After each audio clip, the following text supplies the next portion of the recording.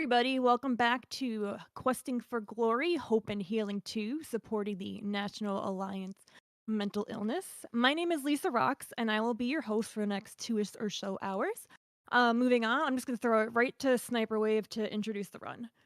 Thank you very much indeed, Lisa. Hey everyone, my name is Sniperwave, a runner of various DS games, and with me, I have the very person that got me into this run in Dragon Darch.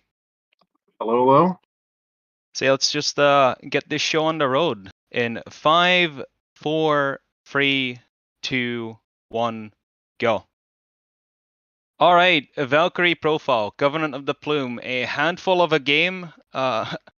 In terms of both pronouncing the game's name and in routing. I feel like this would be your time to shine, Dragon Darch, as you've been been part of the very start of this game. Yeah, this game this game is difficult to route at best because there's a lot of options to play with. There's a lot of different characters you can work with. There's a lot of different mechanics you can take advantage of, and we're going to be using a lot of them. But the route we're going to be taking, because this game actually has three different endings you can get, and it's based on how often you plume your characters, which we'll get into what pluming is in just a little bit here. The ending is based on how many times you plume. The less times you plume, the better the ending you get. Naturally, for an any percent run, we are basically going to get the worst ending. So, spoilers: we're going to be the bad guys. We are going to be the bad guys by going fast, specifically. Exactly. These first couple of battles here are just kind of a tutorial. They give you some. This first one, they give you some very overpowered characters. They're just kind of easing you into how you're gonna into movement and how combats work. We're just going to leave our two main characters, Will and Ansel. We're going to leave them right back up by the gate because they're not very useful here. We're just going to use the two stronger characters. And what we're really hoping for here is that this dog does not stun Hugo, which I think it's a 25% chance to get a stun from the side. Yeah, 25 feels right. It might be slightly lower as Hugo is a Lancer and has a chance to block, but we won't get too much into the smaller details. Luckily, it didn't happen, so 15 seconds and a crisis avoided. Really, it's really irritating when it happens because it's just like if you're going for like actual PB attempts, you reset whenever it happens, and it kind of sucks. Also, when you kill an enemy, you do get the experiences distributed to every party member on the field. It's not split evenly or anything. Everybody just gets all of the experience. So, characters that aren't even necessarily taking part that much are still going to be getting leveled up, which is going to be very helpful going through the game because we're going to be trying to avoid killing too many things if we don't unless we absolutely have to. Yeah, to explain the combat in this game a little bit. Every character has a button assigned to them between the A, B, X, Y. You can actually change that in the deployment menu before the fight. The amount of attacks they have depend on one of two things. One, if they're a mage, they'll always have one. And the rest, it depends on the weapon they wield. That goes for every other class. Also, every class has a different amount of movement available to them. There's a few classes that have 5, but most you'll see at 4 free movement. The same goes for enemies. Yeah, quickly finishing up the tutorial there. This is the final enemy, it's the ghoul. Wilfred and Ansel actually do not deal any damage to this ghoul, which is why we prefer to not use them. Yeah, it's just faster to skip their turns than it is to bother moving them all the way down here. Oh, that crit, double crit, alright, that's actually fairly relevant. That means I can skip an attack. So, there's a very interesting mechanic in this game in terms of speedruns, which I would like to refer to as despawn timers. Now, what I mean when I say a despawn timer is the amount of time it takes between an attack to connect and the enemy actually dying. And Hugo's second attack here is a way shorter despawn timer than Gwendole's. And it's really weird how that works exactly. We don't exactly know what causes it or how it just works in general. But it saves time and it's faster, so we'll just use the proper attacks at the right time, I guess. But yeah, that was the first fight done. One of the simpler ones in the game. Yep. But now we still got two more tutorial battles to go. to go. This next one, they're taking away the two powerful characters, but the enemies are going to be a lot weaker. So Will and Ansel will be able to handle this just fine. We just have to get there's going to be a lot of very specific positioning to manipulate enemies to move into certain places, so we can get.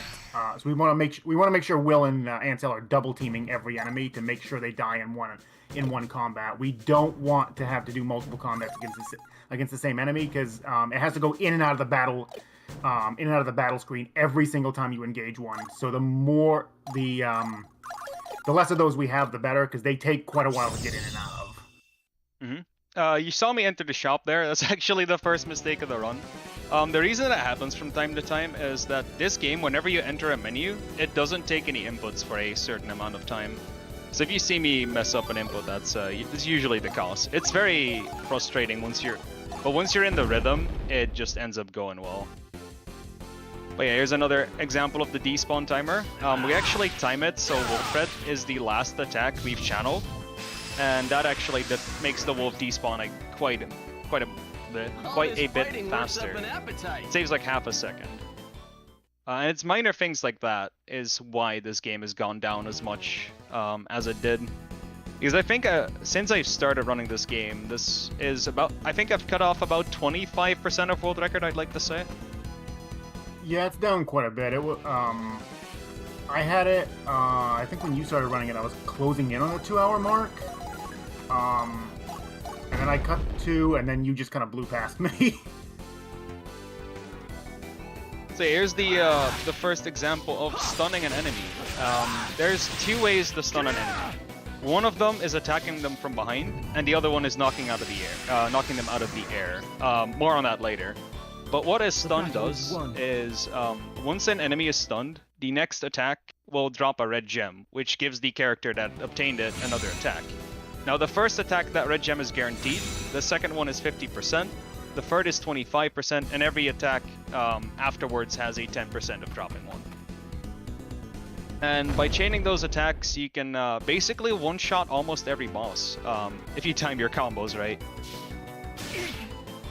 Yeah, that's the huge part of the execution in this run, is getting all the timing of your attacks just right, so that you can want to build up combos, because every hit adds a little bit of extra damage. In addition, you want to. Later on, we're going to be using soul crushes to a degree, and sometimes you need those to be able to get enough damage out to kill something. And you need to get that soul gauge. You can see it down there by where it says the number of hits, that little blue gauge. If that fills all the way up, you can do soul crushes if you have weapons that are capable of using them. And you really just need to have your characters go in specific orders to make sure that you're maximizing that to get as much damage as possible. Indeed. Also in this tutorial they mentioned sieges. The way sieges work is if you put your characters in a specific way around an enemy, you'll get sieges. They give different boosts. They fill up the soul crush meter faster. Some of them will make the red gems a yellow gem, which gives 2 instead of 1. And some even decrease the timer between attacks, meaning you can combo a lot easier. This will also be used fairly often in the run. They also, to a degree, increase your chances of getting items. I swear I remember them increasing experience, but I couldn't remember that wrong. The only issue with them is that it has an animation whenever you do a siege. So unless you absolutely want the siege for a specific reason, you actually don't want to activate them if you can help it. But also, here's the main mechanic of the game, and the reason we're getting the bad ending, really. This is using the Plume, or pluming a character, and it basically turns them into an unstoppable force. It multiplies all their stats by 10, and kills them after the fight is over. All this fighting works and with killing them after the fight is over, it means that you do not get to use them for the rest of your playthrough. Now, this is the only mandatory Plume. In Ansel, this is also the last of the tutorial levels for that reason. And also the main drive of the story going forward.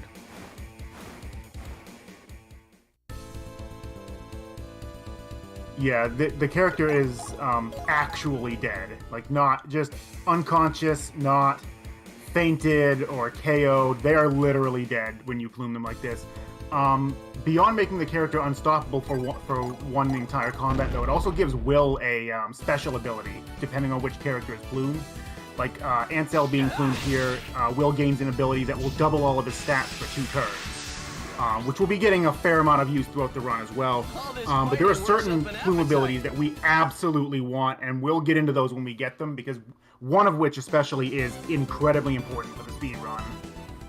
I'd say the main 2 we get are hilarious in their own rights. I think hilarious is the best way. Now I'm actually gonna save here. This is something I wouldn't do in an actual run because saving is slow and you shouldn't save. You should just kill your run if it dies. Yeah, saving loses around between 15 and 40 seconds depending on where you have to save. And this fight here is the very first time where you can actually die to very bad luck. We're gonna set up Sharifa in a way where she gets attacked by both enemies, and if 2 of those attacks crit, Sharifa's just dead. There's no way to go around it, but the strat here is just so much faster than what we used to do that it's worth the risk. Also, the other main mechanic of this game is explained in Sin.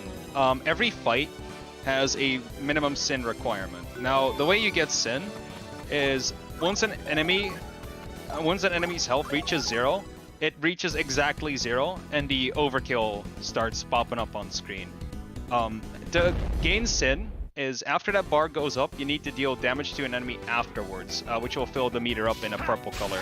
And for every % of maximum health of that enemy you do, you will gain 1 Sin. And every fight has 3 tiers of Sin rewards. The very first tier being 100% of the requirement, the second tier at 150, and the last at 200. And depending on which tier you get, you'll get items after the fight. So besides shopping, that's a very good way to get your gear and equipment. And luckily, Sharifa survived, and we actually got the right turn order. We do want the swordsman to attack first, since his animations are a good bit shorter. We're also going to defer from the world record route, just for a bit of consistency here. Normally we would attack the sorceress, but we risk getting stunned from the side, much like the wolf in the prologue could do. And instead of wasting us 15 seconds, it just kills the run, so we would not like that to happen.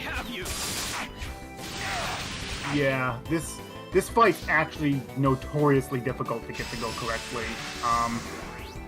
There's another bit of RNG here too. There's that swordsman that walked down. It's kind of sitting over in the corner there. He can drop a Viking sword, which is an upgrade for Will, and you can equip equipment during battle. And I know at least in older versions of the route, we kind of needed that for this fight to go fast. You lose time otherwise, because you'll have to buy one next town. You do. Wow, nice dodge, Will. That's a spacey evade. That actually saves a lot of time. When a knock-up is prevented, it actually saves a lot more time than evading any regular attack, because it takes a while for the character to get back up. That's a really big one. Let's see if we are lucky. We did get the Union Plume, so we're gonna have to buy one after the fight. Sin-wise, we should be fine for this fight, but it's just a minor inconvenience for menu-wise, at least. Well, I know in older versions of the route, you needed to get the last bit of Sin off of the Archer, and if you didn't have the Viking sword, you couldn't Soul Crush it, and you had to go 2 combats to get the actual Sin requirement. Yeah, the routes definitely changed for both the better and for worse, I'd say. We've seen a lot of iterations that made the run a lot better, and we've definitely seen some iterations that made the run worse, to a point where if you get certain patterns, the run is over. And since in world record attempts we don't save, you can add 1 and 1. It's not the prettiest picture. Sadly, we didn't get the Viking sword, so we're gonna have to equip it in the menu before the next fight, and as well as purchase one. Now, luckily, purchasing one isn't too big of a deal. Since Viking Sword is very conveniently placed as the very first item you can purchase, so you can smash A and leave the shop afterwards. Yeah, that was the first fight of Chapter 1, and this was also the better of the 2 fights in Chapter 1. Chapter 1's kind of reset hell in runs. There's a lot of things that could go wrong that are out of your control, which is kind of a shame. But once you're past that, it's smooth sailing until Chapter 4, usually. So 1-2, I believe we still have 2 strats for this, depending on whether you get a crit in the first combat. Correct. The route's still split there. Luckily, you do get to figure out at the very start, and both routes are, I'd say, one route's super safe and the other one should be marathon safe. And with should be, I'd like to add an asterisk, because there is a very small chance that things still go wrong. Also, just in case Tech Desk doesn't know, there is no soft resetting, so if you see me hard reboot my DS, don't worry. It's part of the game. So the big thing about this next fight is we do need to hit a sin requirement here. We need 150%. And unlike the first fight, it's not just 50 sin as the base. We need a fair bit more this time around. Let's equip that Viking sword we got. Well, we're also going to give Wilfred an Ambrosia. And an Ambrosia is one of the 2 really interesting items that you only get from Sin rewards. Now, what an Ambrosia does is for the rest of your playthrough, it increases a character's maximum health by 100. And this is a fight where it's actually super relevant, as this changes the way the Archers on the side aggro. If you don't use the Ambrosia, they'll aggro on Wilfred. If you do, they'll aggro on Sharifa, which is what we want, as Sharifa is able to counterattack. And we didn't get a crit, which is fantastic marathon-wise. It's technically slightly slower in an optimal situation, but it's a route that just is guaranteed to work and has a lot of backups to it. So I'm really happy with the result. Yeah, like I said, we need more sin for this one. We need 195 this time around, so we need a lot of overkill by the end of this fight. And if either of them have gotten a crit on that first fight, this guy would have died, and we would have gotten basically no overkill. And we have to do a completely different route through this map in order to get the sin necessary. It is still possible, and I think that route's slightly faster. But it's a bit more risky because you have to get a couple of gems off of a specific enemy. I forget exactly which one. To give you an idea, it's been a few years since I've actually run this game. I just happen to remember a lot of things about it. Mm-hmm. Yeah, so the warrior in front is what changes it. I'll get into why exactly that's a thing, but it changes the way we do combat in general. So these 2 archers are kind of the main trouble with that, which is also why Sharifa is in a different position already than she would be if we were to get the crit. We actually manipulate the aggro of the archers differently, just to put them in better positions depending on the route we get. Because, like we've said before, we have to stun an enemy to get the red gems. And we do need a bunch of red gems to make the other route work. Luckily though, we did get the nicer route. You also see me counterattack the archers there, which I guess is a good way to explain how the combat itself works. So every character has a specific, every character class rather, has a specific range to them. And every character that is in range of the enemy you are attacking will join in on the combat. The same goes for enemies themselves. You'll do all your attacks, the enemies do their attacks, and then it's over. Is basically the idea of it. And that agency alone has made the routing of this game such a blessing, really. Also, we're using a flare gem here. Now, flare gems are one of the reasons we wanted to get the 200% in the last fight. Now, gems are basically a one-time use spell that deals a fixed amount of damage. Luckily, we're in the early game, and the fixed amount of damage is just about enough to kill every single enemy. So we're gonna abuse them to their fullest. That's the end of that. Yeah, we wanted to make sure we got rid of those archers because if you leave them alive, they will trigger a lot of combats because they don't have to get near anyone. And it wastes so much time leaving them alive. So we had to get rid of them on this round, or it would have just been a huge time sink. So yeah, we get 2 from the last fight. If we were to get a crit, we would have flare gemmed both archers to prevent them from combat, and we would have snuck up on the warrior from behind in order to get our sin that we missed out on the swordsman. From there, it's about the same. We're basically moving forward a bit. We are crossing something that I would like to refer to as an aggro line. And what I refer to when I say the aggro line is every enemy has a certain position you can be in before they start coming towards you. You'll see this soldier moving forward now that we've crossed his aggro line. If we were to do the other route, we would put the warrior and the soldier right behind each other in order to make that a little easier, but luckily we didn't need to. I actually vastly prefer this route in marathons, and it's also the more likely outcome. I think it's around a 1 in 4 chance to get a crit. Oh, that's such a nice extra gem. Alright, we'll take this for safety. There's a small chance that something goes wrong on the next one with the warrior. If you roll astronomically low, which means that every attack you do is just about the lowest roll it can get, you actually miss out on 30 sin. So I'd like to take the safety here while I can. Yeah, that's the big issue with the crit route, is that you're gonna get the sin off the warrior, but warriors have higher defense than the other classes, so it's a little bit more difficult to damage them, along with having higher HP. So you have to do more damage, and you do a little bit less, and trying to actually get the sin requirement out of them is a bit more difficult than getting them off the swordsman, which is why we prefer to do it off of those. Here's the second showing of the Plume ability we got from Ansel, doubling all Wilfred's stats. Now, funnily, while it does double all his stats, his health will be at its original value, so Wilfred doesn't heal up to full health even though you double it. Now, what you could do, and what we do in the other endings of the game, is use Volley's Awakening, then heal Wilfred off of either a level up or a or an item. But here's the first boss of the game. This is Loxwell, which means we get to have the very, very fantastic boss music, which, much like the rest of the OST of the game, is a complete rearrangement of the original Valkyrie profile. Mm-hmm. The composer for this game was actually Motoi Sakuraba. I'm sure plenty of people in chat are familiar with his work.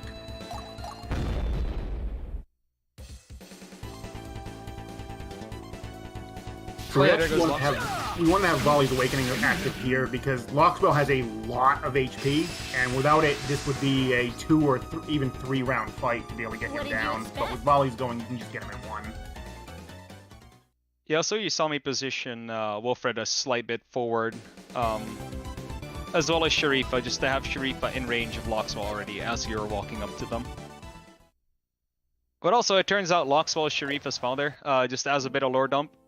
So we spare his life. They're basically both being tracked down by the rest of them as they were assassins before, and they have nowhere to go, so they're just gonna come with us to wherever this path shall take us. And just as a bit of a spoiler, it's not gonna be a pretty path. No, it's not.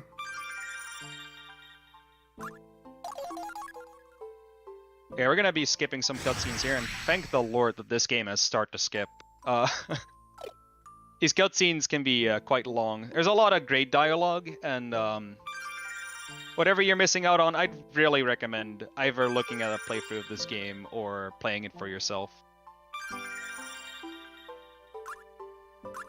Definitely one of the better casual experiences I've had so far.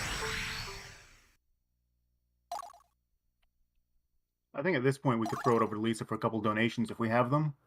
Yeah, next fight's fairly long. It's a pretty good time, I'd say. Thank you. We have $15 from Andy K. Thank you so much. A $10 donation from SMK. No comment. $5 from Mini Oki. Plenty of time to enjoy a whole lot of good RPGs for a good cause. And there's still some time to get in your bids for the Dragon Ball Z Universe 2. You can choose the Majin color, the character.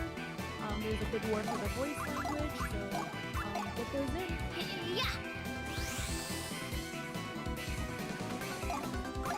Yeah, you saw me both use volleys and a might potion. This is actually one of the more recent developments. In order to one-shot both of these enemies on the crackback, we decided that we needed both volleys and the might potion's damage increase. And the might potion is why we needed the 150 sin on last fight. There's a lot of damage we need in order to clear this as fast as possible. I think back in the day we actually used the Plume Sharifa here because we couldn't one-shot the first few enemies. That was a route I played around with, but it turns out it just wasn't faster. It was convenient, but was not faster. What is faster though is a lot different of a Plume location, but we'll get there when we get there. Good. Did not get any stuns in these first two. Yeah, one stun is fine. Two stuns actually warrants a reset, as all the enemies are way out of position and to a point where it's just faster to redo all the menus and go on and go again. Battle is won. One stun is fine, as you can set up an attack with Sharifa. Also, that bat up there is the biggest dingus in the whole fight. That AI is not consistent. Sometimes it just wastes a minute, so we'll see what happens there. And now that I've jinxed it, I'm just gonna expect it to happen. Just expect the worst, and it only gets better from there, right? So what's funny is a lot of the enemies in the game can actually be manipulated fairly reliably, and then there's just a few of them that do whatever they want, and we don't understand why they do things the way they do. For you. Yeah, and there's and then there's 4-1, but 4-1 is a special case. We'll get there as well in due time. You'll hear us rant a lot about 4-1. 4-1 is one of those fights in this game where, even though it has gone for like 20 to 25 iterations, it's always been bad, and it's always going to be bad. Like, you can manip a lot, but you can't manip everything. At least to our knowledge. Yeah, as of right now, we don't know of any good ways to manip the RNG.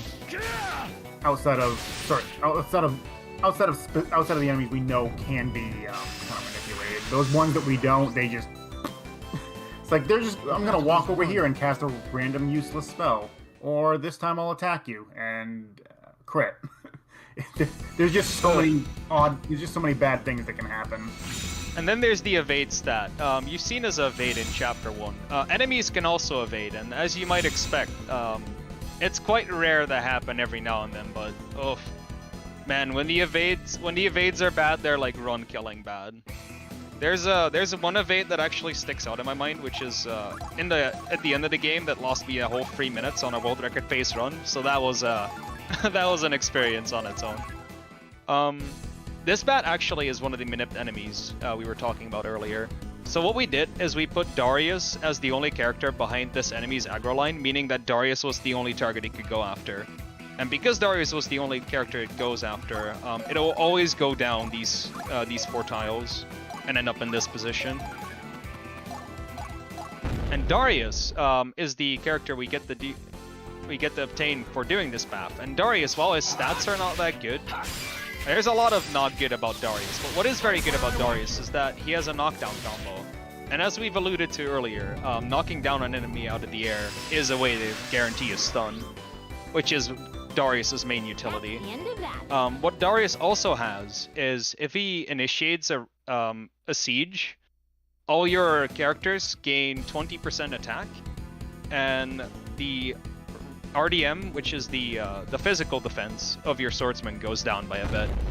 Now, luckily, this entire run is basically about being a glass cannon anyway, so we can take the defense drop, but the 20% attack is massive, especially in the later part of the game.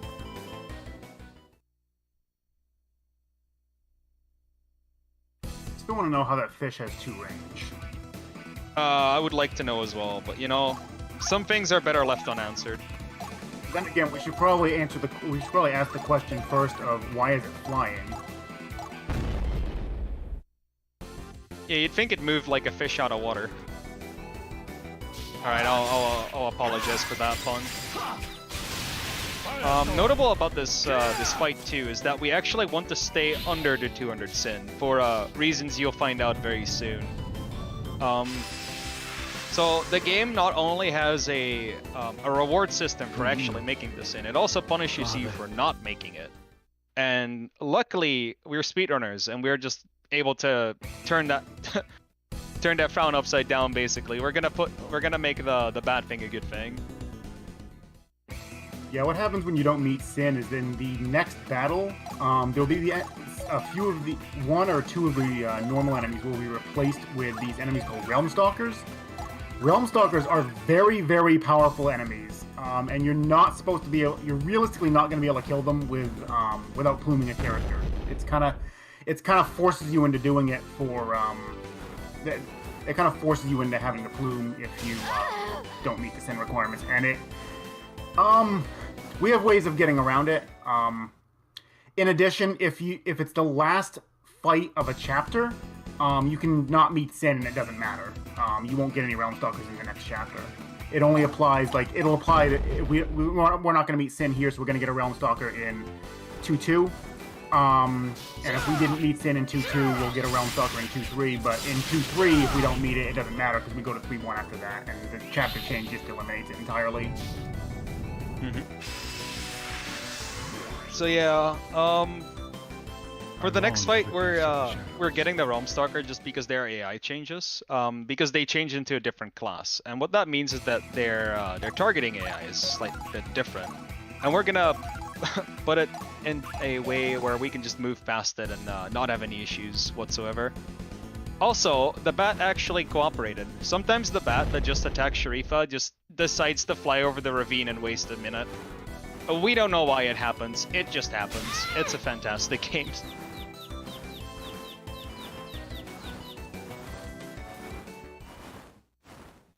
Also, fun fact, this game has voice acting in the Japanese version, which actually makes it slower. So voice acting makes the cutscenes load longer, which is why I run on English. I would have actually gotten a Japanese cartridge if it weren't for that. And speaking of voices, that's not the only fun thing regarding voices. You can actually disable them in the menu, even though it is slower. We don't know exactly why, but enemies that don't have a voice, like a voice line like these monsters, actually take a lot longer to despawn when you have the voices disabled. Yeah, I timed it out at one point. It's an average of about 3.25 seconds longer for their death animation to happen, which is weird because because you're turning voices off, but the enemies don't have a voice clip to begin with, so it makes literally no sense. There are a few points where is a point during the run where it actually would be beneficial to turn it back on because you stop fighting anywhere near as many monsters. But the time difference is pretty negligible. It's mostly just whenever you plume a character, Will takes 4 seconds to recite his little spiel, and when you're doing buff spells later on, the mages have to say the name of the spell, which is like 1.5 seconds every single time. Oh no, it's 3.25 seconds. Their death animation literally just drags for some reason. We don't know why. It makes no sense. Okay, I actually need to remind myself to shop, as it doesn't really matter if you shop before 2-2 or 2-3, but it's nice to have it in the end. Luckily we saved in case something goes wrong. But yeah, this Realm Stalker is exactly like Wolfred. Most of the time it won't target Sharifa, and with most of the time I mean it's astronomically a small chance for it to target Sharifa. Usually it just stands still and does nothing, and nice. This game is fantastic. Let's go. But yeah, you're gonna see the power. We're just gonna show you the power of the Realm Stalker in that case.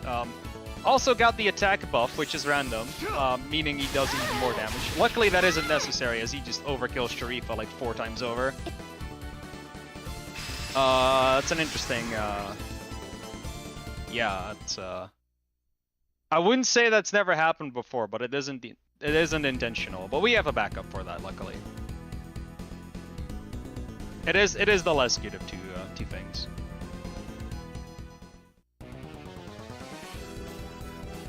Alright, I was kind of just messing around with you. We actually wanted Sharifa to die there, and the reason is that we just get the Plumer over the wall and skip the entire level. And the way that works is really funny in its own way. So, reviving a character with the Union Plume has the property of putting the character in front of the character that revived it.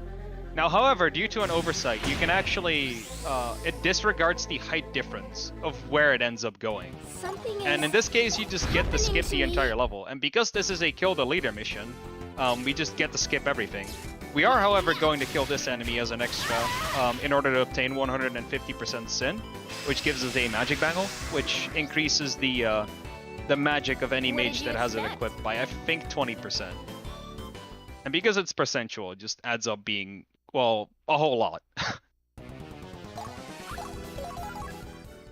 Also, the plume ability that activated when he plumed Sharifa, it's called Gleipnir's Bond, which paralyzes every enemy on the map except for the leader. When you plume Sharifa, it's guaranteed to hit all of them. When Will attempts to use it on his own, what's going to happen is it's going to look at Will's magic stat, and it's going to compare that to the enemy's resistance. Varsity. and that's going to determine whether or not it actually connects. And that's another source of RNG, because there's some points in a run where we need to have Gleipnir's bonds running, and sometimes it just won't hit one of the enemies you need it to, and wastes still a lot of time. Yeah, there's also points in the route where it splits because it doesn't matter, but there are points where your run is just straight dead. Also, I'm just gonna remind myself to shop here, but I'm also gonna save. Not just because last fight was hard, but the next fight is stupid, to say the least. Natalia, who the next boss is, has a really high evade stat, and we do kind of need everything to hit. Also, you can get sap powered by one of the brigands, which also basically makes it impossible to kill Natalia unless you hit like the 1 in 800. We're also gonna buy 11 waves of dashing. Dashing's pretty good. This fight is so dumb. This fight's stupid. I hate this fight. You and me both. This fight's gotten a few iterations as well. Luckily, we brought it down to 2 turns, but these 2 turns are something. Gonna change our equipment just a bit and redeploy Wilfred. We actually do want them in these specific positions just so we can get a good lineup for the enemies to target us. So the ABXY position you get actually determines their starting position as well. And this is the first time you get to see a tactic in Dash. It basically gives you 3 extra tiles of movement, but it removes any other action you can do. Also, according to this voice line, you can miss a dash. I never miss. I don't know how that works. Don't ask.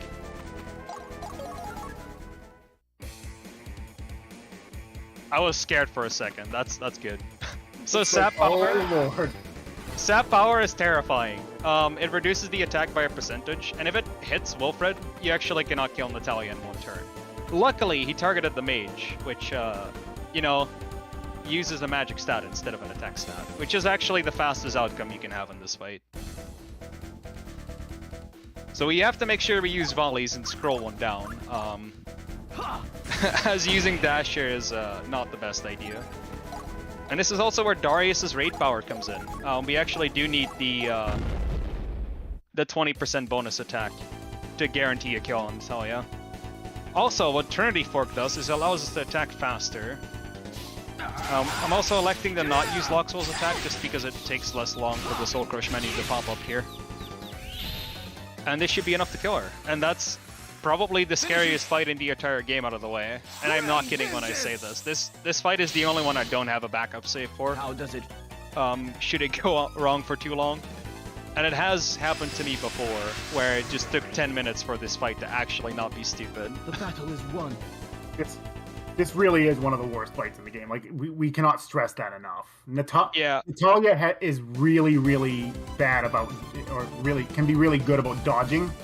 And any dodge is basically a reset. It's the first dodge is fine, actually.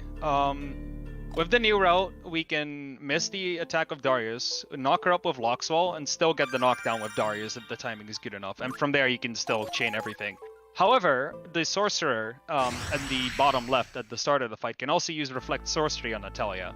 And whenever that happens, you just clench and hope for the best. This game has had a lot of interesting routing. I don't think the Natalia quick kill has always been a thing, but I might be wrong on that. It's been a while. The Natalia quick kill has been a thing pretty much the entire time. Just how we went about it changed a bit. But there's a lot of things to account for, which actually made routing this game as fun as it did.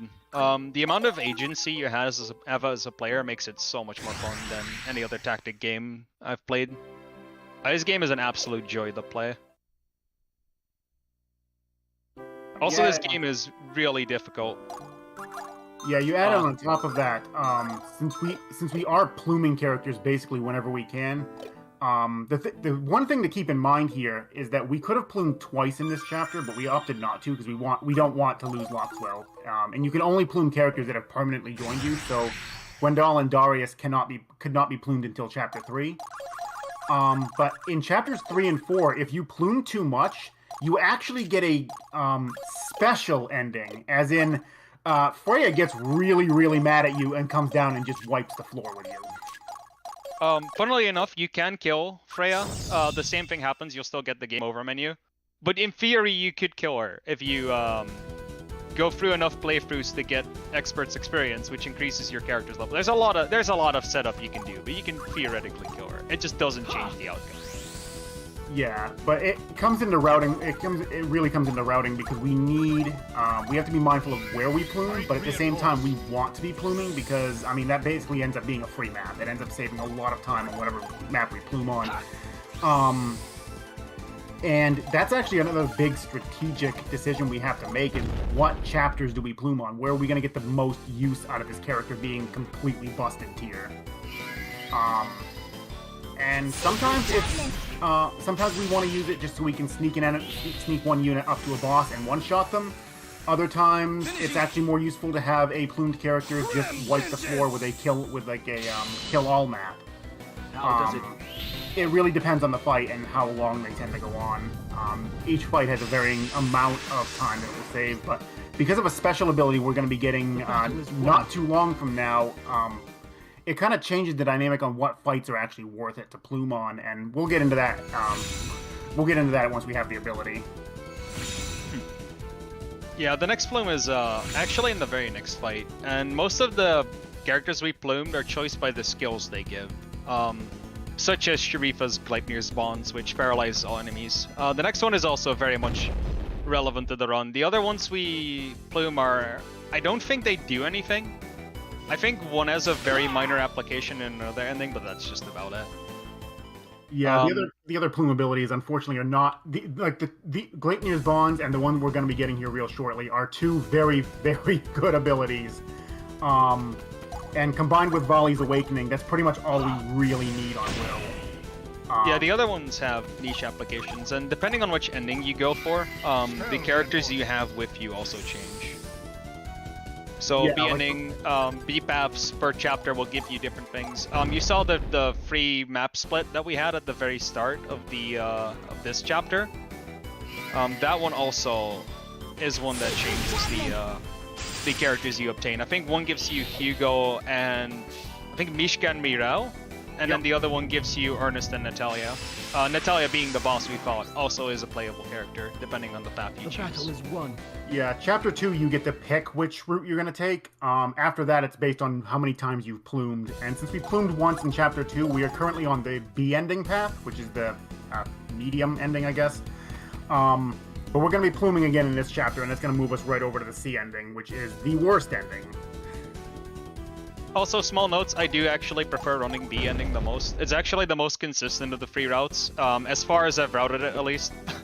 I've not really done too much work on either of the two other endings, as there's a lot of work that goes into it, especially B ending, where not only you have to map out when you plume and who you plume, but you also have to just take into account that some of the fights are a lot harder.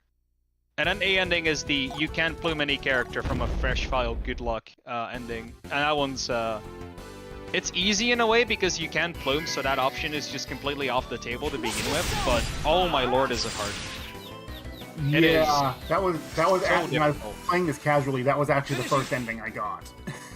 It was rough. I cannot imagine how you did the Velma rescue mission. I can only think that one was a disaster and a half to route. Oh, that one was at least a few hours of retrying because Valmer's AI is not good. Yeah, you can say that. But yeah, that's 3-1. This fight's kind of a filler. Like it's you get 200% sin, you kill the bugs, you move on. Next fight is pretty big in terms of the strats actually. This is the next fight where we'll see a plume, but there's also a oh, I should have saved. Oh well, it'll end up being fine. I just need the might reinforce. There's a really funny story. I've lost like 5 runs in a row due to forgetting the might reinforce bundle and not getting enough sim because of that. Don't be me and do that. That is not recommended. I'm also gonna take the safety strat of taking our good friend Darius with us. It's actually not necessary to have him, but he has access to giving Wilfred an extra spell potion, meaning it's more likely to stun the enemies.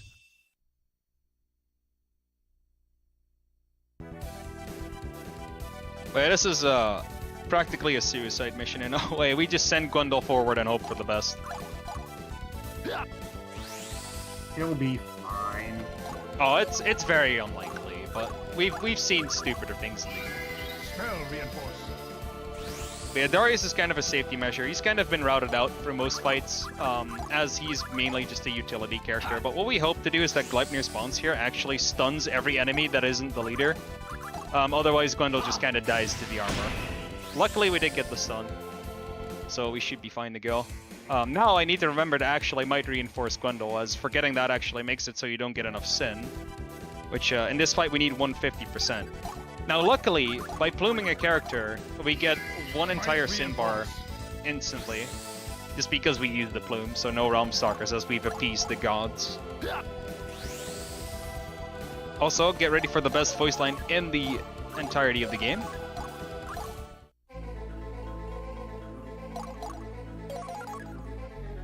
Feather I'm over sad I the can't hear it, but I know the Unto words me thy perfectly. power yield.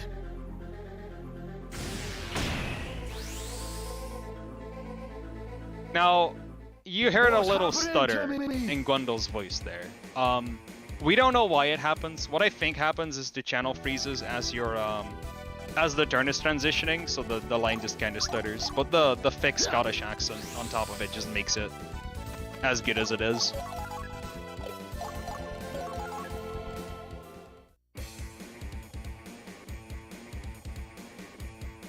This fight's very straightforward. Like, the stun wears off. We've killed off Gwendol. Oh, effectively killed off Gwendol. And we're gonna use him to bash Lee Salada's face in. Which, as you might think a plume will do, it kind of just murders things. 10x the stats is a lot. You won't need treasure where you're going.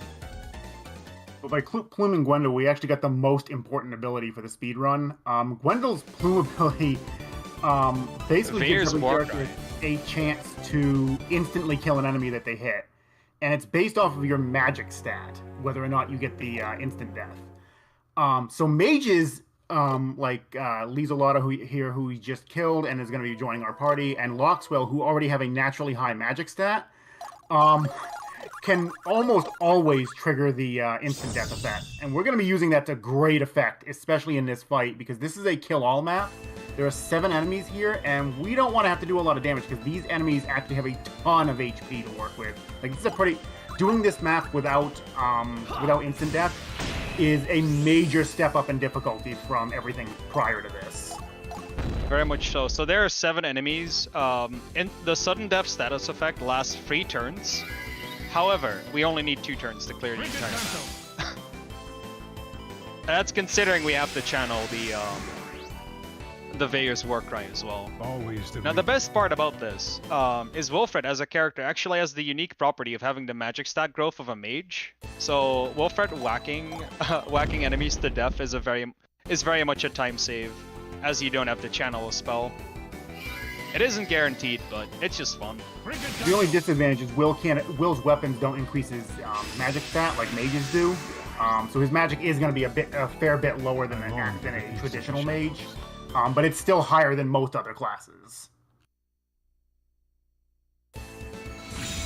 Also, get ready for a lot of level up spam here because Will, Loxwell, and Darius are all pretty under level at this point. Any Final Fantasy Tactics enjoyers that recognize the jump? But there's also a minor thing in the spell usage. You've actually seen us swap out Loxwell's spells to the Frigid Damsel. Frigid Damsel is actually the tied fastest spell in the game with Lightning Bolt. I've seen worse. And I don't know why it's exactly faster. Like the cast time for each spell is the same. However, some Firestorm is slower because it knocks up, and some others have status effects that take it longer to despawn. Frigid Damsel and Lightning Bolt just end up being the fastest. We actually routed out one Frigid Damsel to keep Lightning Bolt on Lysalata, as it deals a little bit of extra damage, and we do need that damage at the very end of the game. Also, moving up a tile with Lysalata here makes it so the swordsman decides to not attack you from the side and has a chance to stun. Even though it could just happen AI-wise, it just doesn't. I've seen worse. but Also, not I much. guess it kind of just like missed it in the lore. Like it looked like we killed Lee Salada, and then Lee Salada doesn't really die and stabs Rosia, which is the best thing you can do in the game because Rosia's voice actress is my least favorite in the game, and I do really like the sass on Lee Salada's voice line. Never mind the fact that we overkilled her by like a lot. We kind of just bashed her in with 3030 attack. That's true. But I guess Gwendol died for it, but he died for a cause, as instant death, as you can see, is pretty fast. Saves a little bit of time. Yeah, the instant death actually just does their max HP and damage. You'll notice how much HP these enemies have right now. The enemies in the first, the four insects we fought in the first battle didn't have anywhere near this much HP. Like it's not even close. So this battle is actually incredibly difficult if you don't instant death everything. Yeah. So what instant death or sudden death, as it's called in the game? We missed the whack. It's a shame. But what it does is it takes the enemy's current HP and just detracts that from their current health. So it just always puts it to 0. And the way it calculates that is very relevant later on in the game. Once you get a certain weapon. I don't even think that exploit is too well known casually, but we'll get into it when we get there. But there's not much else to talk about regarding this fight. So if there's any donations, feel free to just read them out. We do have a donation. We have $115 from Tiny Tim. Hey all, delighted to be able to see this amazing event this week. Shoutouts to all the hard work going on behind the scenes to make all this happen. Good luck to Sniperwave, you are awesome. Cheers! The reek of blood. No you, Tiny Tim.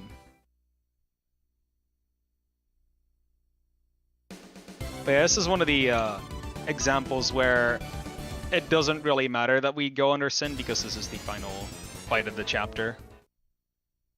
And now we get into the worst fight in the game for various reasons. This fight's stupid because a lot of AI is just random and it just decides to screw you over every now and then. But I feel like D-Darch has a better explanation of that as he's gone through this a little longer than I have. So original iterations of the route actually had us pluming in this fight. And it made this fight a lot better, but the next fight ended up just being an ungodly long slog. It's unfortunate that it's faster to plume in 4-2 rather than 4-1, because 4-1 is the less consistent of the two fights. Though 4-2 isn't exactly that consistent on its own without a plume either, so... I'm actually gonna opt to save here after the shopping just so I don't have to do it again. Oh yeah, this is how slow a save really is. Like, you have to get out of the town, you have to actually be in the overworld to save. And then you have to go all the way back, even after a save, should something go wrong. And then you have to re-enter the town and do everything else again. Which makes saving just super slow, which is why we elect to not do it in runs. I think saving overall loses like 4 minutes. Something ridiculous. It's slow if you want to do it right after finishing all your shopping. However, you can save at certain the game gives you options to save at some points. And those are actually not that bad. I believe it's just after every chapter you can make a save, which isn't too bad, but usually you want to do all your shopping right at the beginning of the chapter as well, so... Also, we just got our new additions. They're not permanent additions to the party just yet. We got Reinhilde and Auguste.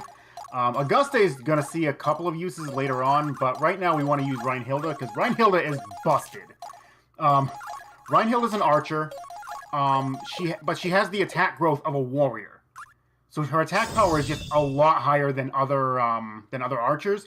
In addition, her attack multiplier, the individual multipliers on all of her attacks are higher than every other archer in the game. Like, she is ungodly good compared to any other archer, and we're going to be making good use of her for a good little bit here.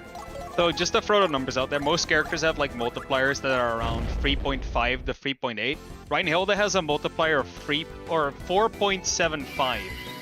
So she does just about a third more on top of her having the highest attack stat or attack staff growth.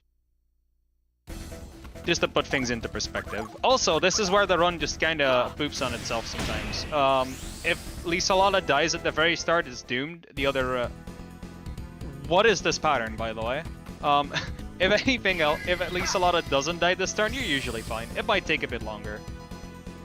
Yeah, you kind of want that. He kind of wanted him to come up and attack Lisalana so she could counterattack him to death, but he just decided to go off and cast Guard Reinforced for we don't know why.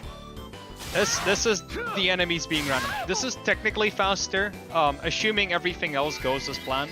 If we get to kill 2 enemies this turn, this actually ends up being the fastest possible pattern, as it saves an engage. That's just about it. If the swordsman manages to stun Lisalana, there's a good chance she dies, and that's the only chance we really have for resetting in this fight. Otherwise, it's just kind of slower to slug it out. Also, you'll notice at the beginning of the fight, Loxwell targeted a part of the wall with menu magic, and hit an archer like way up in the corner. We didn't do that we weren't doing that because we wanted to do damage to it. We just wanted to aggro it so it will start walking down, because otherwise you have to walk all the way up there. The aggro range on that archer is really small, and it takes forever to get your characters up there to take care of it. And you've only got a limited amount of time before your instant death wears off, so you really need them to come down before that happens. Yeah, instant death lasts 3 turns. Usually in 3 turns we try to kill everything that isn't undead, meaning the 2 armors and the vampire. Just because we have the ability to one-shot them in these 3 turns. If it doesn't happen, it doesn't happen. We can usually slug it out. And speaking of slugging this out, this fight used to take 13 turns when we decided to plume in 4-2. It currently takes 4. There's been a few changes, one could say. All of them for the better as well. Now let's hope we can get Reinhilde to hit. I also want to point out Reinhilde uses a small ballista as her weapon. Don't worry about how she's carrying that. She just does. The power of anime, of course. 10 of you would not But original suffice to match versions me. of the route actually didn't go the instant death route. We took the Hugo and the twins route for the extra plume. And that was why we were pluming on this map, because we didn't want to have to deal with it, because this map was awful without a plume, without instant death. It's awful without as well, just for a different reason. This tends to be a lot more consistent. This is also the only reason why we only buy armor for Lisalana now, just to make sure she doesn't die at the very start of this fight. Every other bit of armor we just don't buy anymore, because none of the characters get attacked to a relevant degree. I think the only other point we bought armor in at least my version of the route was we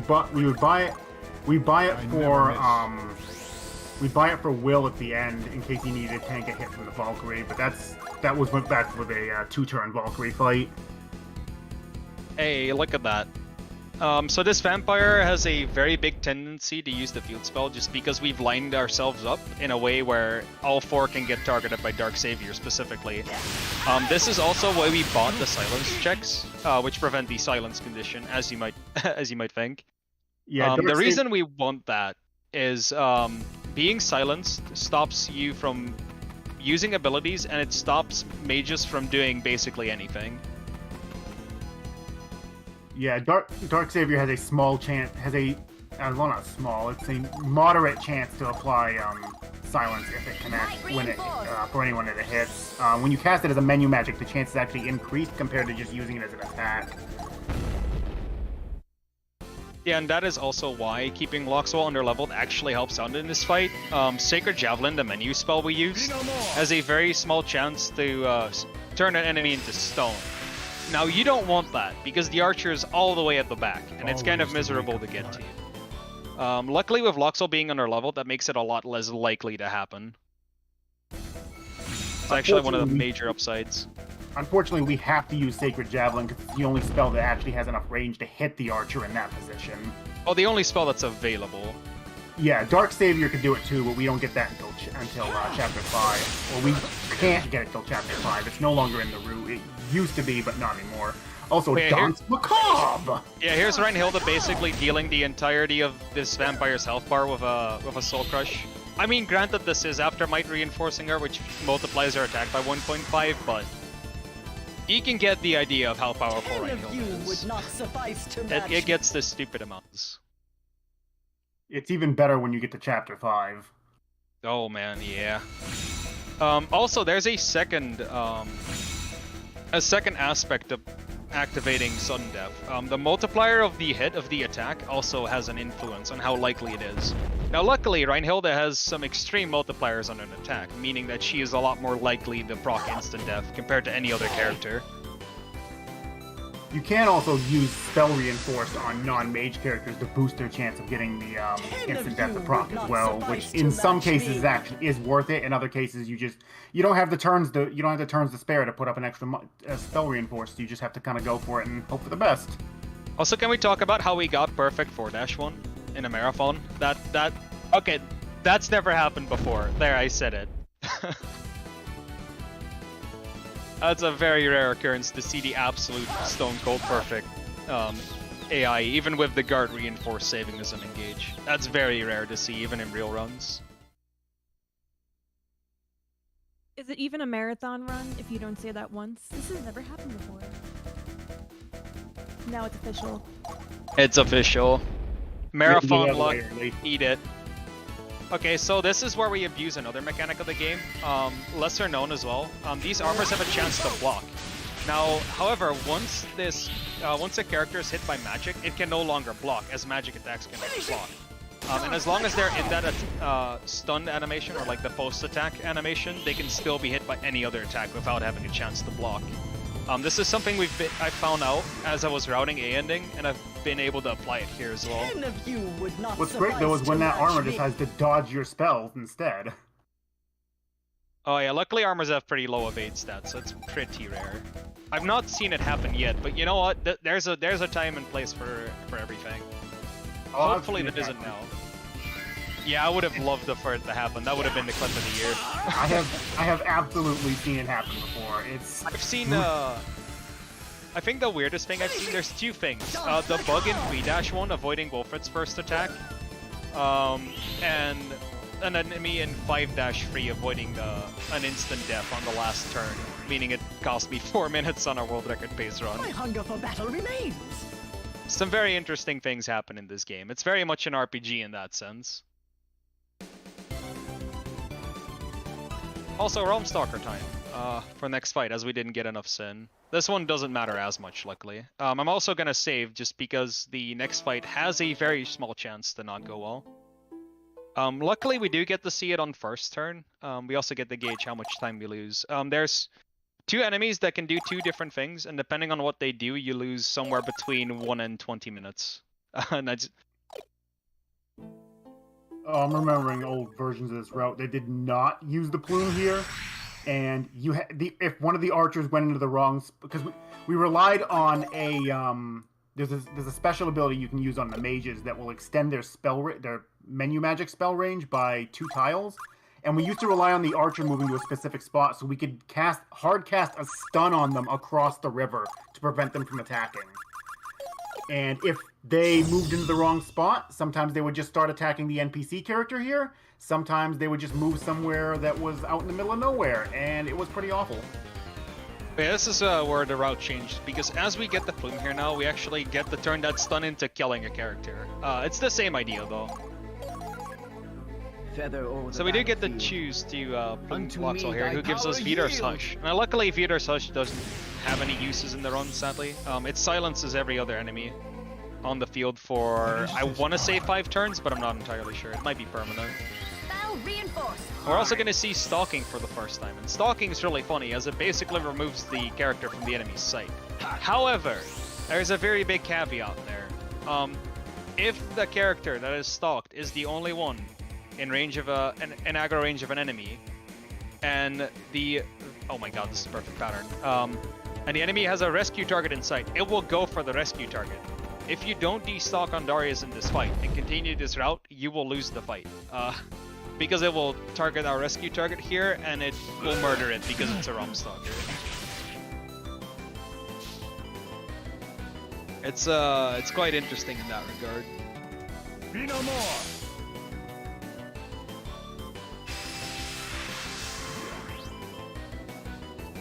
But yeah, Stalk is another one of the abilities we abuse a lot more than we used to in the route. I think we didn't used to use Stalk at all, if I remember correctly, and now we use it in, what, like 4 or 5 fights?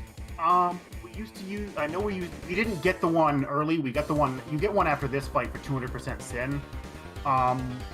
We used to use it. I know in 5.5 for the ledge skip, and we used it. I believe in 5.6 as well.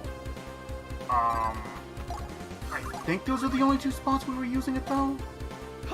Like I'm trying to remember. It's been a while. Yeah, there's a lot more fights. It's the basic difference. There's also a lot more skills that we get to see here. Also, here's the main use of Sacred Javelin. If we spell Reinforce Loxwell, he kills both the Golem and the archers in the back.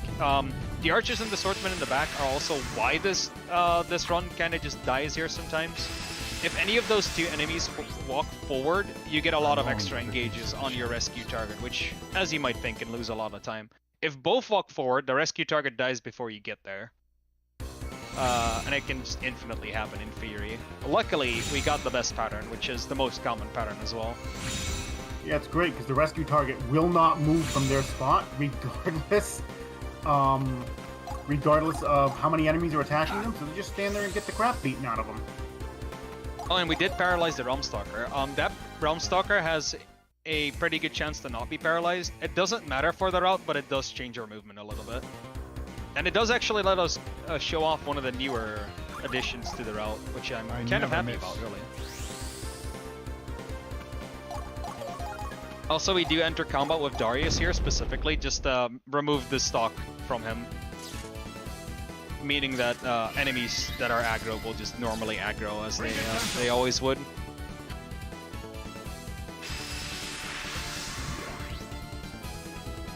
But yeah, it's been kind of smooth sailing so far, really. I'm kind of surprised. It's not every day where this happens. Let me see if I'm doing the right thing. It's turn 3. It is dash. Okay. Do have my notes up, and to anyone who ever does a run at a marathon, please keep your notes out. It's such a good thing to look at if you're feeling any anxiety or whatever. It's just a big help overall. I can 100% attest to this. I had notes on my laptop when I did my RPG Limit Break run, and in particular the shopping menu for Chapter 5 was so long that it was It was a page and a half. It was too big to fit on my laptop screen, which was great. Yeah, I think the longest menu we have now is 4-1, which you saw me go through in like a minute. But that's about a page worth of notes. Just because there is so much to do. It's like there isn't even that much menuing outside of the very beginning of chapters, because that's when new items are available in the shop, so we utilize that to just do all of our shopping all at once to buy those newer items, and then we equip them as we need them, but it's not all that often that we have to. So it's really just a big menu at the beginning of each chapter, and then that's it. Yeah, the Realmstalker is paralyzed. Normally we'd be next to the party and we'd be able to kill him this turn. Something relevant that does happen is Loxwell's spell reinforce runs out this turn. And in order to counteract that, we're gonna attack the Realmstalker with both Lee Solana and Loxwell to kill him, as he will unfreeze next turn and walk towards us. Luckily, the res doesn't really change. We do get to do a new strat, which is pretty neat. And the last enemy, the Swordsman here, because we do the new strat, we actually do get to activate the instant death Plume skill and kill him instantly instead of wasting multiple combats, which is kind of a boon. But yeah, this Swordsman finally just isn't paralyzed anymore, just walks forward there. If he walked forward initially, he would be attacking Fiona from this turn, and they would die in free fights. Let me see, what is the strat? Alright, we do this. So we have the transpose skill. We actually use this in a fight later on, but it also has its applications in this fight should the Realmstalker move forward. But yeah, as said in chat, 10 times stats is a lot of stats. That's basically the name of the game. And that's also what made the routing really interesting, because 10 times stats is basically equivalent to a get out of jail free card. And in this game, getting out of jail free in the fastest way possible is kind of rough to gauge, as you have multiple fights that change. There's a lot of variables you have to deal with. Yeah, trying to time out exactly which fights are the fastest to plume in is not the easiest thing because there's just a lot of moving parts in a lot of fights, and with instant death introduced into the route, some fights you don't really need the plume because you can just mop the floor with everything. Sometimes you do need the plume because there's a lot of undead enemies, and yeah. Yeah, sometimes you volleys a boss instead of using a plume. There's a lot of variables. Now in A ending, luckily the easy part is you don't have to route your plumes because you can. The other issue of A ending is it's hard. There's a few fights. One in particular in chapter 4 for that route where you have an NPC you have to protect, but he starts on the other end of the map with a bunch of enemies surrounding him, and sometimes the enemies can just be like, "We're going for him," and you can't win. Yeah, he dies in 6 turns. You reach him on turn 5 optimally. He's in heal range on turn 5. It's pretty rough. Also, we kind of just killed Loxwell and didn't talk about it. Don't worry about it. Kill friends, go fast. The assassins finally caught up with him. We'll just say that happened. Yeah, Sharif already died. They found him afterwards. It's all good. The real assassins were the friends we made along the way, or something like that. But here's the other shopping menu in the game. This used to be a really long shopping menu. Now it's this. We buy free things. That's it. The menu afterwards is pretty long, as we have a lot of unlocks, but it's nice to see shopping return to just turn to dust as there's nothing going on.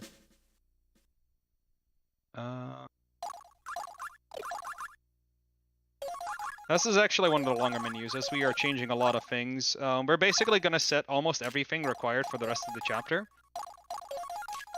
This includes setting counterattack on Auguste, which gets relevant when we plume him. We actually get to set Shrewd Shot first on Reinhilde, and we get to equip the Offenus Bow. Now the Offenus Bow is a really interesting weapon, as it is a weapon that deals double damage. However, the interesting part is how the double damage is applied. And we'll get to see that during this fight. Now, you remember when I said that instant death puts a target to 0, right?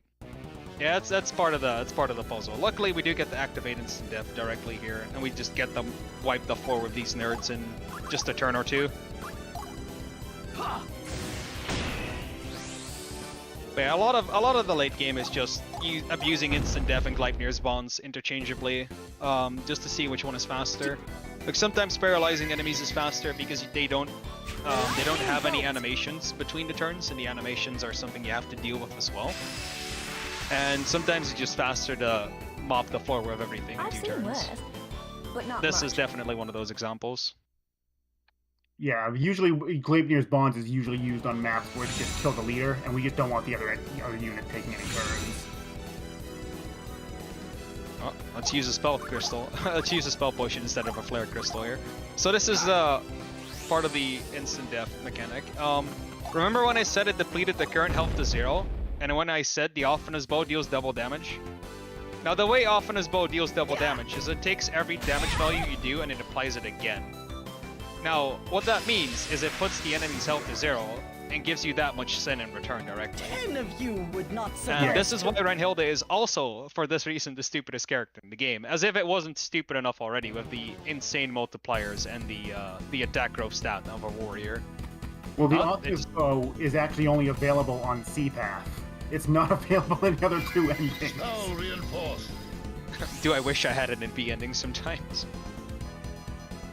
But yeah, that thruster has it's literally a guaranteed 100% sin every time that happens, every time it procs. Yeah, it's technically its current health.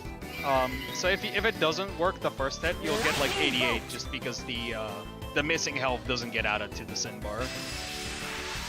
It's a pretty good item. Let's just say that. Was it good Here's for also you? why this ending is about an hour faster than any other ending. I think B ending is at 250 and A ending is at like 318 or something like that. Like this is just half the time it takes to do A ending. Let's see if we can hit a whack this run. Let's go. So Wolfred isn't guaranteed to proc instant death with the X attack, but when it happens it saves 4 seconds, so it's just always worth going for. Also, you might have noticed that Wolford's voice lines changed. He kind of just becomes a psychopath once you hit C ending, as there's no way to escape, and it actually changes his voice lines to be a lot less merciful and a lot less honorable. It's one of the nice touches of this game. You can actually get it as early as Chapter 3, but Free C is actually kind of hard to get, and it's just not worth going for in the run. It also forces Rosea into your party, and nobody wants her. My hunger for battle remains. Yeah. Rosea is, it's not my kind of character, I'll just say that. She's good in the one fight we use her in, and that's about it. She's good because she is a mage. Mages in this game are good, but they're not like broken good where your party of full mages is going to be fine, because they have no way to proc more than one Soul Crush, as their Soul Crush doesn't add anything to the bar itself. So it's really hard to chain, and they only have a single attack, which is actually kind of a big nerf on its own. Also, shoutouts to missing the 150 tier of rewards by exactly one. Mages bring a lot of utility, though, especially with like the spell reinforce and might reinforce. Boosting all your other character stats is massive in terms of being able to put out damage.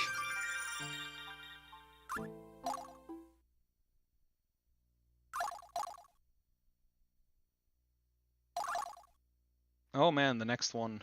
Man, am I happy to see this. So, there's a bit of a history with this fight. We actually do Plume here, which we didn't always used to. We actually moved the Plume here because we found a faster strat than we had earlier. Wait, something's wrong. Why? I'm missing Lisa Lotta, that's what happened. I was like, this deployment doesn't feel right. But yeah, this is another instant death abuse. However, not everything is alive in a way. There's a few armors here. And Auguste is actually the last one to move, as we're going to do all this setup prior, which includes the instant death here. We're also going to spell reinforce Reinhilde, which is going to be a recurring thing in this run, as having more likely instant death is pretty good. Spell reinforced. And we actually set Shrewd Shot as our first attack, and that's because it's unblockable. This is where that gets relevant, as this Lizardman just cannot block it. And it explodes, which looks cool. I guess that's a nice bonus. But yeah, Reinhilde kind of just makes C ending a lot easier than the rest. It's kind of a reward for you having a difficult time with the game. On a more wholesome note, the voice actors of Reinhilde and Auguste are actually married in real life as well, as when this game was recorded. I actually don't know if that's still the case. That's actually a very wholesome thing in this not so wholesome kill your friends to go fast game. Behind any great house, there lies a...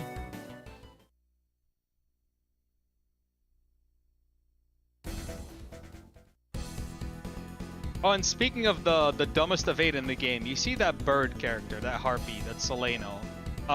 That, if you miss your magic attack on it, say goodbye to your run or 3 minutes in a marathon. It's pretty miserable. It's definitely the worst of 8 you can have in the game. It's also very rare, which is luckily. I think I've seen it twice in the about 200 to 300 attempts that actually made it here. Yield.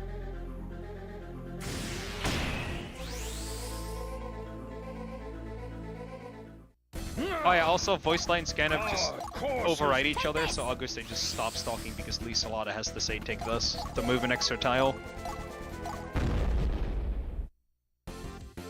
But yeah, this fight's very straightforward, so if there's any donations, feel free to read them. We have $5 from Wells. Thank you so much for your donation. Behind any For great those of you house, that there have just joined us, this is Questing for Glory 2. Hope and Healing. We are here to support the National Alliance of Mental Illness. Suicide is the 3rd leading cause in youth aged 10 to 24 and the 10th leading cause of death in the US overall. 90% of those who have died by suicide have an underlying mental illness.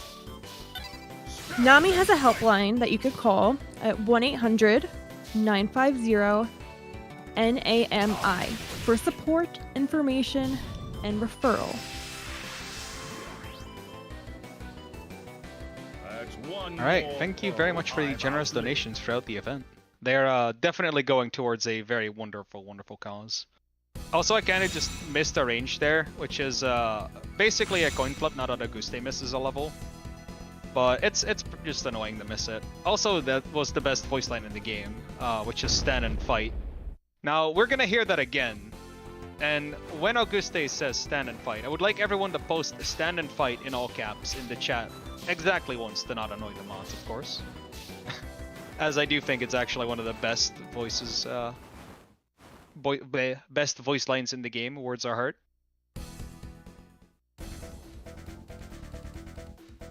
And this is also where the most annoying evade in the game is. So luckily we'll probably hit it. We'll see. Alright, thank the Lord. Ever since that happened, I'm just scared of it to happen again, just because of how much of a time loss it really is. Yeah, But not much. that harpy can decide to just hover over places that you can't hit it. And since our Plume character is melee, it's a real pain when it just hovers in spots where he can't get at it. Not to mention, this is also the turn where instant death runs out. So even if Lieselot is in range, she couldn't kill it. Alright, get ready, chat.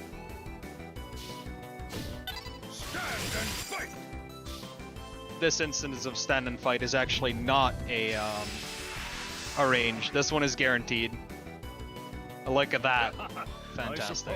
We're standing and fighting. We're standing and fighting for mental health as well. So be sure to get your donations in for this this fantastic cause.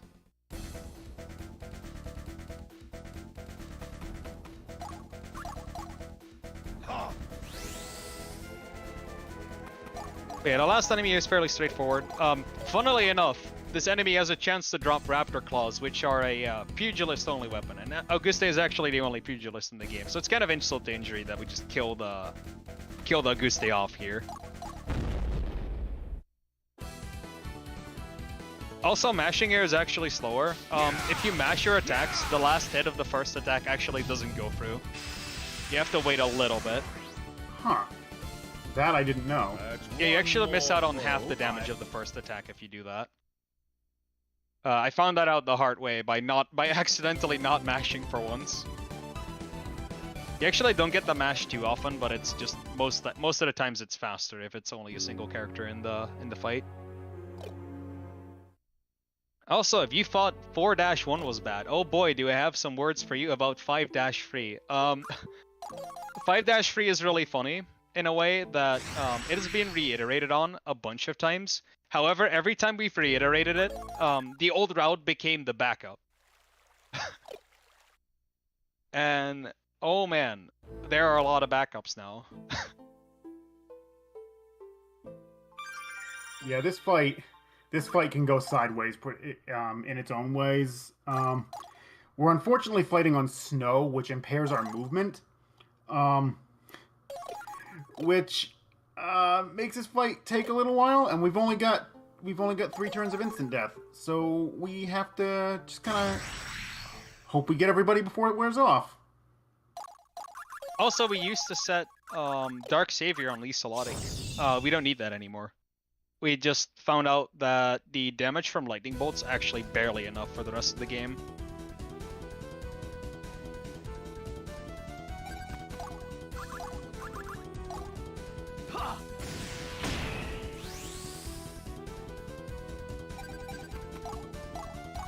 Yeah, this is also where we really hope Reinhilde just hits the instant death here.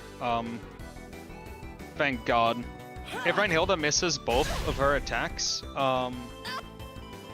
what happens is that we just have to fight it the regular way, which wastes about 30 seconds, as we need to get Reinhilde's Soul Crush and use another one afterwards. Yeah, Soul Crushers are things we try to avoid using because they take a lot of animation time. It's usually about 10 seconds on physical-based characters. Mages, it's actually longer. So we're trying to avoid it if we can. That's why instant death is so very important for just taking things out, so we don't have to. Oh. Hit the second though. That's all right. Close enough. But yeah, to answer in chat, A ending is possible in one go. 10 of It's you about would not what, an suffice hour to and a half match slower me. than this route is. Mainly due to not having Reinhild in the Alphanist bow. It cannot be understated how much faster it is. Alright, and now we pray that both characters don't get frozen. If both get frozen, this is a reset, and if one gets frozen, we're fine. If none get frozen, that's optimal, so thank the Lord. There's also another thing this Sorceress can do. This Sorceress can walk down and attack any of the other two characters instead. And if she decides to use Grand Magic, or which is the mage's version of the Soul Crush, she can just outright kill Lisa Lotta, which is not what we want to have happen.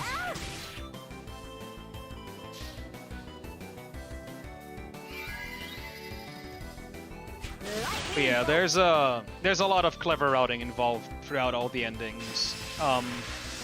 It's also why I should shout out Quang, really. Quang is definitely the main help of routing this game. As funnily enough, when I first got the world record at the time, which was a 206 or something, he was like, "Yo, your route's bad. I have some better ideas," and I just called him out on his bluffs. And as it turns out, he was sitting on a lot of tech nobody knew about. I think with Wang's routing alone, we've saved around 20 minutes. Even more funny than that, that happened as Dragon Darch was preparing for his run at RPG Limit Break 2018, and without knowing it from each other, we were both routing the game side to side without knowing the other party was doing that as well. Yeah, that was kind of interesting when we both kind of found out about that, and it's like, oh, huh, we should probably collaborate a little bit here. Yeah, luckily most of the route, I think both parties actually ended up having a lot of impact on the route itself. It's kind of surprising how much it changed though. Like, I wouldn't even say... I think 2 fights stayed the same throughout the entire game, like the rest found some small optimization. And then based on that route, the optimization just continued and continued, and now we are where we are. Also, I get to show off the new 5 free strat, which is really nice, because I haven't done that at a marathon before. So we actually get to engage this Sorceress, meaning she can't kill us with Grand Magic. If this weren't to happen, this Sorceress would attack you once or twice, depending on your luck, on instant death with Reinhilda. And if you missed both, or she decided to use Grand Magic, you just died. And you just had to back it up with Lisa Lotta, wasting you a minute or two. That was a very unfortunate part of the older roots of this. It still happens. If one character is frozen, we just decide to still do that route. And if 2 are frozen, goodbye run. Hey look, the archer decides to sap guard. It's actually really common for this archer to sap guard specifically. It's also a lot faster than having him attack you, which is nice. We also opt to use Lisa Lotta to get in range first, as she is guaranteed to kill, and Reinhilda isn't, with instant death. As again, mages have quite high magic stat, and proccing instant death is based on your magic stat.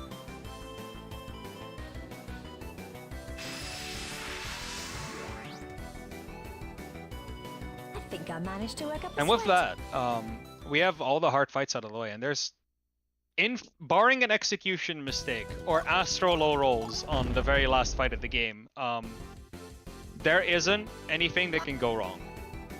Like, actually just barring an execution mistake. So I'm really happy to be past that part of the game. At this point, it's all execution. There's not really any RNG that can screw us over outside of what you just mentioned. Yeah, there's very minor things. It's a pretty low chance of seeing that low of damage. Yeah, so on the very final fight, we do 70 attacks. Practically all of them have the low roll for it to go wrong. However, we're still gonna save just in case, because we're past 5-3 and I would like to not do that fight ever again in this run, as it's both long and kind of frustrating.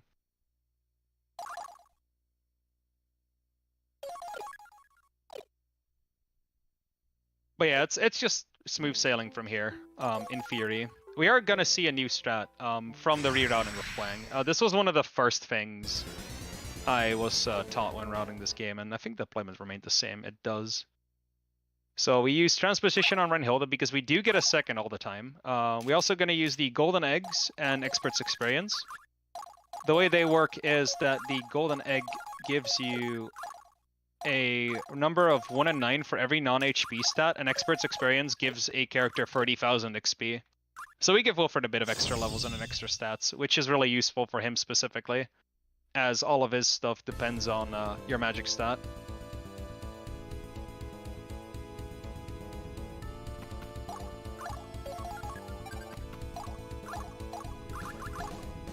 This map here is actually one where we just have to kill the leader. So we really want to if we really want Gleipnir's bombs to hit just literally everything. It's actually really beneficial to us that the leader isn't stunned, as we do attempt to pull them out.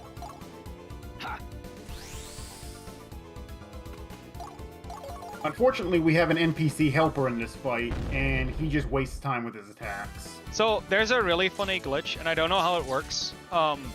There's a way to do inputs without having, which causes him to not attack on a field spell. I've had it happen on accident twice. I don't know why it happened or how it happened, but I know it can happen.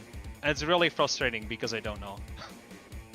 Because that's actually kind of a major time save, as it also guarantees that he doesn't kill anything on this map, which also helps out a lot.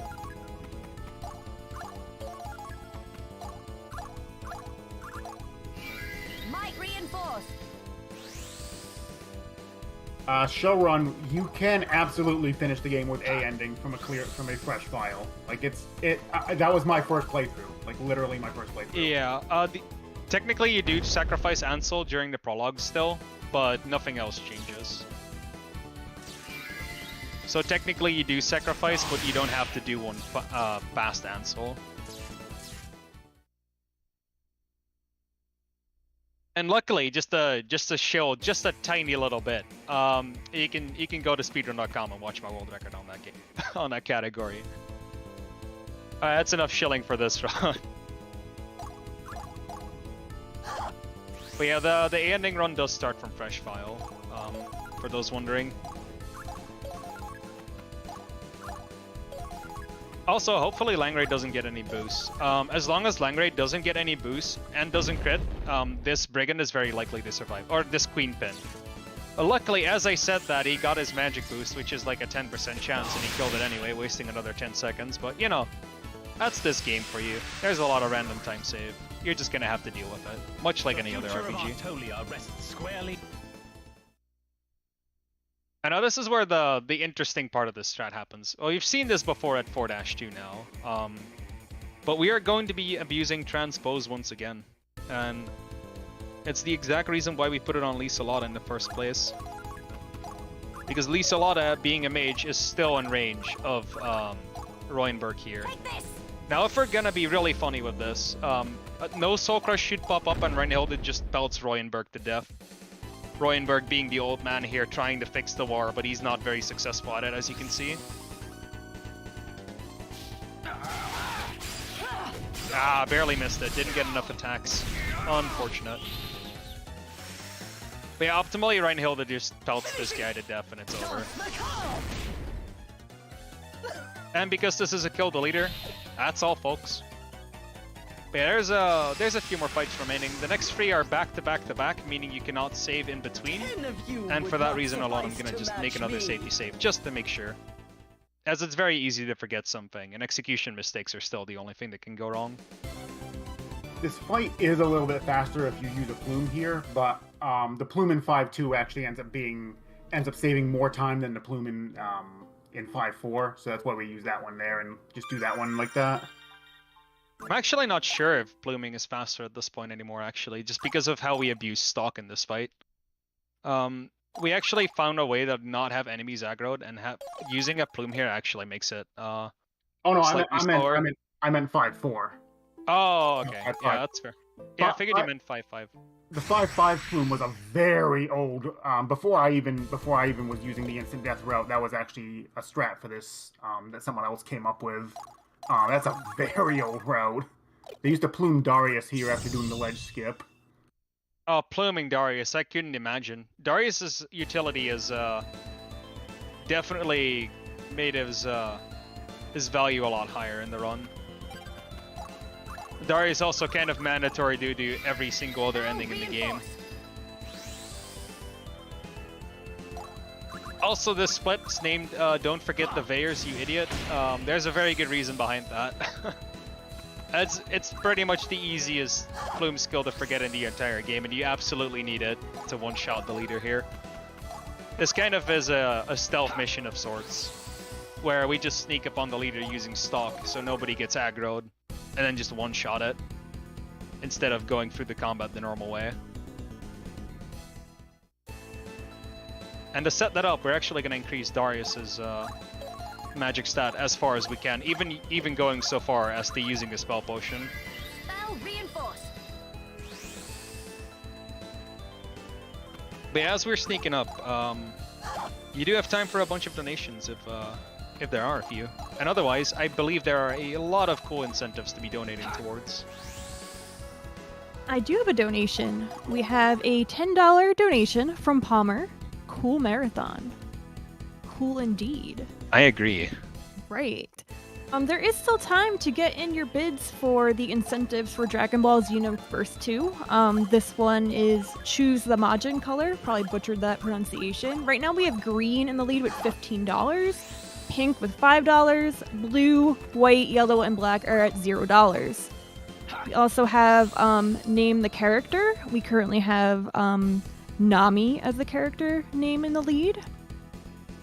And there's also choose the voice language, and right now Japanese is winning over English by $5. And I'm really happy that pink is getting some donations. I really do like pink, just in general. It's just a great color. But yeah, this is where Don't Forget the Vayers has become the split name. I've actually forgot to activate instant death just because I thought, hey, let's go fast and just attack him, because that's what we do at the end. Only to realize I don't have instant death active and basically thrown my run in the garbage. As Darius just kind of dies. I guess something else we actually never mentioned is that all your actions actually use AP. You can see it on the smaller screen. Your basic attacks only use like 10. Dash uses like 30. Most of the time we're not too worried about it, but all of Will's special team abilities use 80. So using Gleipnir's on turn 1, we have to wait a number of turns before we can actually activate Vagr's Warcry, because he just won't have enough AP to do it. To see another dark day. So the way it recharges is you get 10 back every turn, no matter your action, and if you decide to not do anything, you'll recover 20. Now Dash forces you to not do anything, so that just guarantees it in general to get your stuff anyway. Also, this route changed. This is a very recent route change actually, found by Huang as well. To nobody's surprise for the people that run this game. And the change is actually pretty big, as it guarantees a one-shot in this fight, which used to be pretty random. And much like anything else, we're still just gonna mass paralyze. We actually opt not to use the instant death, as the animations just take longer than they're worth. Like, the enemy animations are just longer than the time it takes to instant death, especially with this small iteration. And this is also why Transpose and Run Hilda comes in clutch. We get the Transpose with this Swordswoman here, meaning we can get Darius bind here and set up a raid. And because we have hit a raid with Darius, we get 20% bonus attack, as mentioned earlier. And that 20% makes it so it's practically guaranteed to get ourselves a kill on the Swordswoman. Oh wait, I actually got really unlucky on the hits. We also got something what I refer to as hitboxing, where the attack just doesn't connect to the enemy. I don't know why that happens, but it just happens sometimes. Yeah, some of Ryan Hilda's attacks are really bad about that. It's actually dependent on the enemy, we figured out. Sorcerers are especially prone in the late game when there's a height difference involved. As you can see, Reinhild is a step higher than Darius is on the map, and that actually is what causes the hitbox to be misaligned. That's so weird considering the combat map doesn't have any height differences. Yeah, no, it slightly changes the angle of engagement. Like, you'll see the character be at a slightly different point than where they would be otherwise, and that's what causes the change. It's really stupid, but that's just how it goes. It's definitely one of the weirdest parts of coding, and in A and B ending, this gets really bad as you're forced to hit everything, and some of the sorcerers just decide to not want to be hit. Also, this is a kind of a random Gleipnir spawns. There's 2 Realmstalkers here. They're not a problem, but we prefer one of them to be at least paralyzed. If both are not paralyzed, we are kind of we have some minor time loss. It used to be trouble, but it's not really. This does mean, however, that we do get the hold off for pluming another turn, which is nice because that saves a poison tick. Reinhilda's plume ability poisons every enemy, including the leader. And we decide to plume on the turn later, just to prevent that from happening.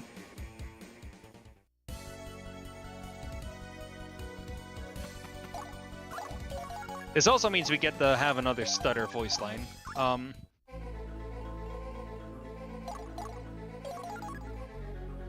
Feather o'er the battlefield. Unto me thy power yield!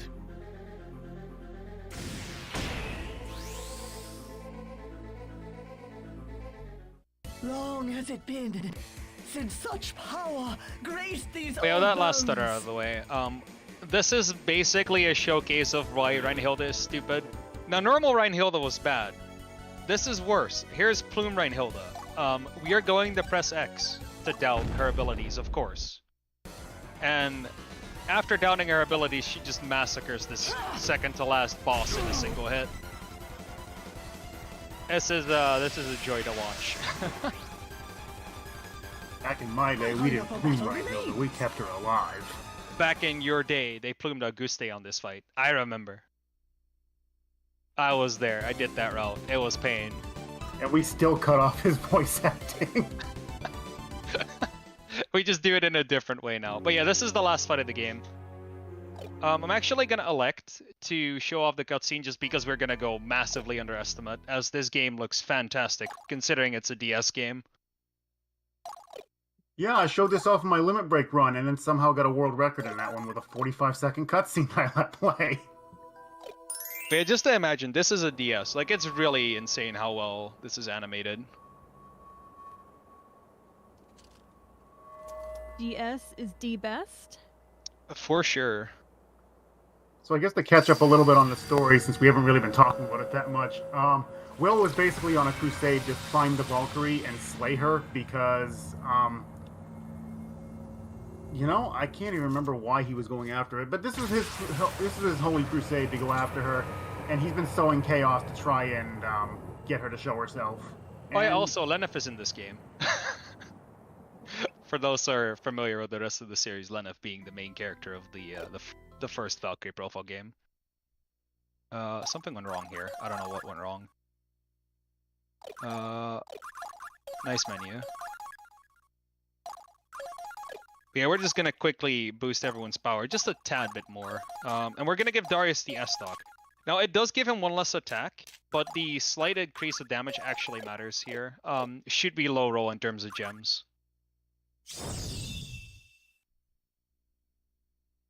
But yeah, this fight is basically 3 minutes of setup, so I'm just gonna use this to shout out a few people.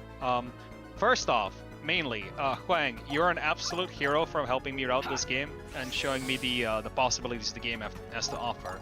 Also, a major shout out to Inugakushin, who recently got third place in this game and is actually doing the commentary on the Japanese restream, for those who didn't know that. Furthermore, I'd actually like to shout out BSG for getting me interested into speedrunning a lot more different games than I originally. So, thank you everyone who is involved in that community. And of course, not to forget, thank you Dragondarch for getting me into this game. and just having a route laid out directly. That was really nice to have a starting point to go off when you're learning a game. Well, it's nice to see more people actually get interested in running it. Might reinforce. I mean, you've done a lot more with it than I did, but it's just nice to see games like this really get the amount of attention that they deserve, because this is a really, really cool speed game with a lot of possibilities, and I'm sure we've still got things we haven't found yet in terms of the routing. Like, I'm sure the time can come down a little more. If not, then there's definitely still 2 other endings that aren't finished in terms of routing. Like, I feel like I've made good progress, but I'm not there yet in terms of perfecting the route. There's a lot to be done. Since this is C ending, basically this fight is a fight with the Valkyrie and all the characters you plumed up to this point. What is this? But we use Gleipnir's Bonds and just paralyze all of them and run by, and we're just going to engage the Valkyrie solo. Engage the Valkyrie without having to deal with them. Wow, these golden egg rolls are really bad on attack, by the way. I'm pretty sure I low rolled twice. Usually you get something between 1170 and 1190. I think 1191 is the highest possible, and we got 1169. Nice.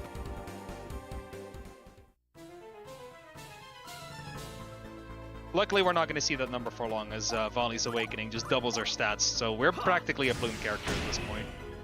We're also going to sap guard Lenov just to get a little bit of extra damage through, and then we're going to use Darius' 20% bonus. And there it is, the final fight of the game. So I'm going to be focusing just a little bit.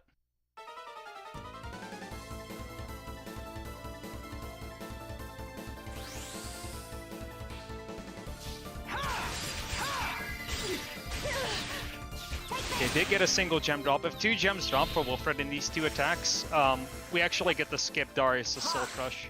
Gravity blessing. Okay, we did get the weave attacks in with Wilfred as well, which is fantastic. The Soul Crush menu tends to pop up super fast after at least a lot of Soul Crush. I see flame. Do you know? And the combo meter actually is relevant here. Finishing. The combos you deal, for every combo you deal about a single % extra damage on your next hit. So stacking up 80 here is what caused it. But yeah, you can see how close this route is. She has 60k HP. We get to murder her. So. It's also really bad when you in the old 2-turn strats. Time on fade out and time. That was a super fast run. Holy! I don't think I've ever seen this good of RNG. What was the time? This was really good. Oh my lord. But yeah, we get to slay the Valkyrie. We're gonna go through a bit of the final cutscene here, as she returns to her non-mortal form, or ethereal form, if you may. And there's Freya, saying, "Hey, nerd, you only killed our mortal form, you idiot. You basically did nothing." So she takes the soul, takes it back to the afterlife, and we get left in this realm for a while, as this is the bad ending. And this is the,